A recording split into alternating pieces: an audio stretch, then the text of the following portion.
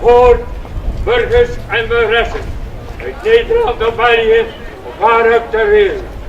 Luistert naar de tijding die ik, Jantje van Sluis, u brengen mag.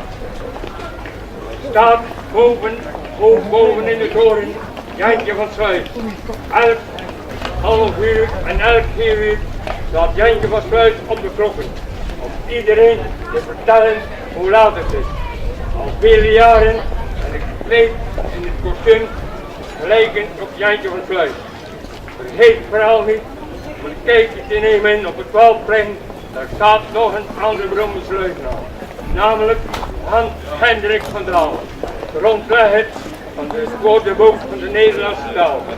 Verder wens ik allen een plezierige dag toe in de Welvoortstraat van Sluis. Jantje van Sluis, stadsomroeper, sedert 1942. Elk zegt het woord.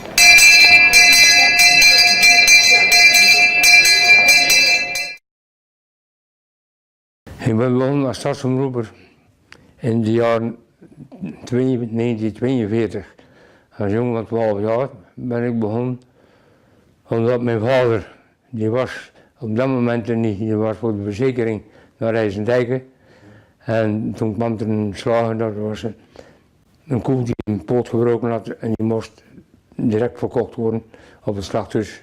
Dus er was gewoon even omroepen, heden we dan 2 noodslachting aan de rundvlees hier in de Nieuwstraat bij het slachthuis van de heer Smoormuur. We gaan bekend maken wat er te doen is, of de noodslachting is van Mossel, dat er ook bij is. En dat was dan een rapje, want dan waren bij die percee waren de meubelmakers uit Brugge en ook uit Sluis. En toen kwamen ze naar buiten toe. Ze zouden wel een omroep naar de noodslachting van Mossels. En bij een wagen in de Nieuwstraat. Zo ging dat toen. Ik zei ja, wel doen. Vergeet vooral niet om eens te kijken te nemen op het Waldplein. En daar staat onze beroemde sluisenaar Johan Hendrik van Dalen, grondlegger van het woordenboek der Nederlandse taal.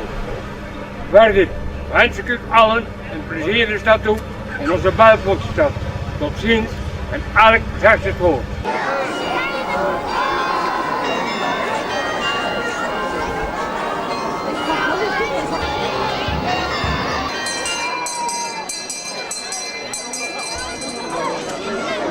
Aandacht, hoort mij aan.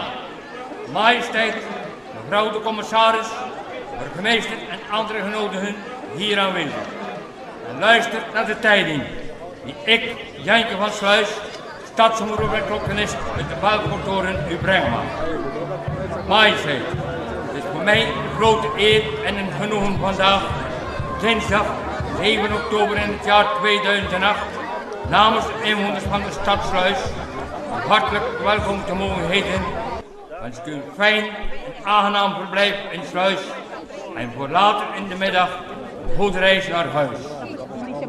Zegt het woord en elk zegt het woord. Dat zijn allemaal dingen die vergeet je nooit.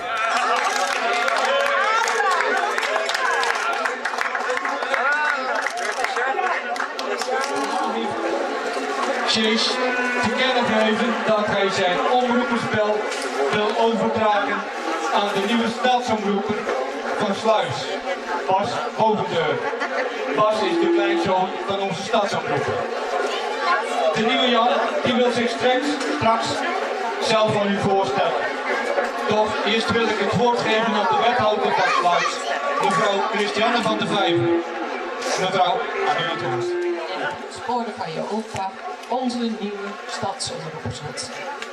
Je hebt vast al veel geleerd van die opa en ik wens je dat lang achter je aan zal lopen en allerlei tips en dingetjes van kan. Nogmaals, veel geluk en steeds bedankt.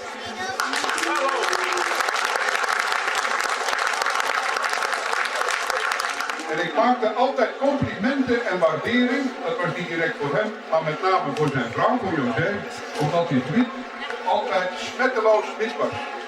Ik zeg, is dat weer in de Omo gewassen door je partner? Ja, zij straks elke dag profiteren, presenteren, maar ook heeft Sluis heel veel profijt, Stadsluis van deze persoonlijkheid. Ik hoop dat Aandacht, hoort mij aan, burgers en burgeres van Sluis. En mogen komt bij daar buiten. En luistert naar de tijding. Ik, Janke van Sluis, op een niftig buiten van Noord. En stadsomroep van de gemeente Sluis u nieuws brengen mag. Vandaag, zaterdag 9 juli, in het jaar 2016, eindigt het actieve rond als stadsomroep.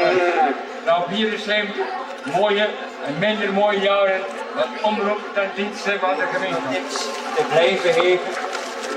En ook nog bedankt voor al die jaren dat u zich al hebt ingezet voor de gemeenschap thuis en ook daarbij.